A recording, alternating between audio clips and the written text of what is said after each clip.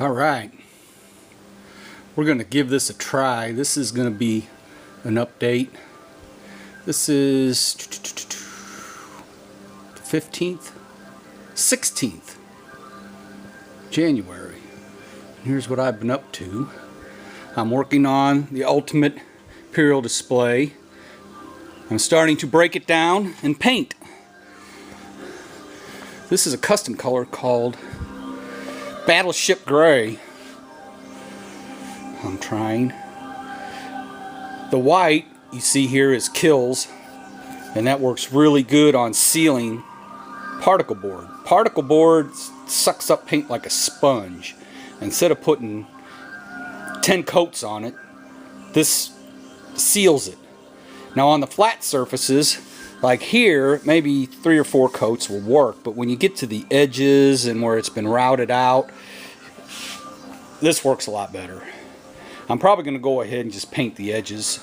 They're not as hard to do, but having to re-sand after every coat when you get into these little slots is really a pain in the butt, so I'm just going to seal them. But here's the carcass, which I say I'm peeling pieces off of. I had to redo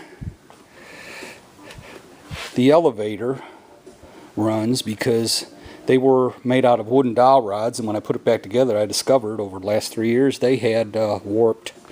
So now I'm using conduit, which will work a lot better. I had to build a new elevator because the holes were too big.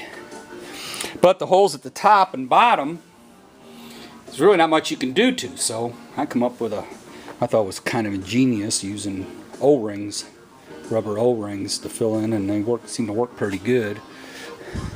More parts over here, getting ready for paint. And while I'm working on the painting and the drying and the sanding, I've decided, cleaned off the big workbench, and I pulled out all my parts for the briefing room shelf diorama that I built a number of years ago, because I have like 3 tables, I think. There's one of them. And I have sets of chairs. Lots of pieces, lots of parts. Here's the molds I made. And I have a set of blue ones, which are actually Krylon Stonewash Denim color paint. And I have a set of a light gray Krylon paint, which is very, very close to that Battleship Gray I'm using. So I'm not sure exactly how I'm going about this. These are for the stand-up chairs, as you can see.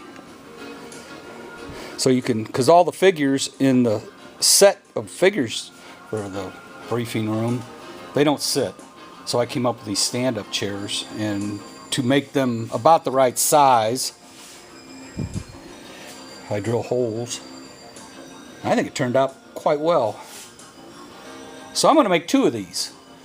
I got a base here.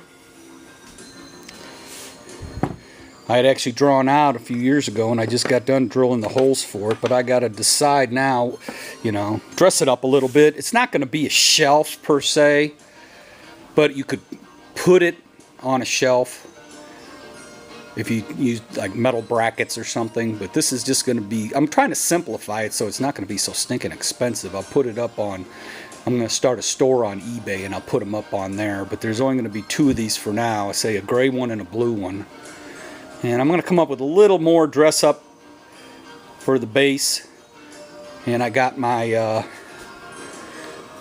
here they are, the holographic projectors. I made some of those, and I got a whole bunch of parts for them and stuff. And I say, like, I got all kinds of parts for these things. So I'm going to wrestle up 2 of them, put them up for sale, and maybe even put a few more chairs and stuff together.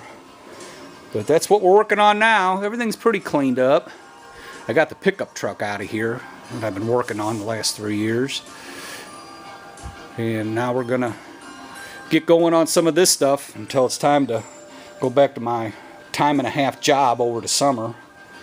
So I got time off in the winter. This is what I do. Okie dokie. we'll try this when I get some more stuff done.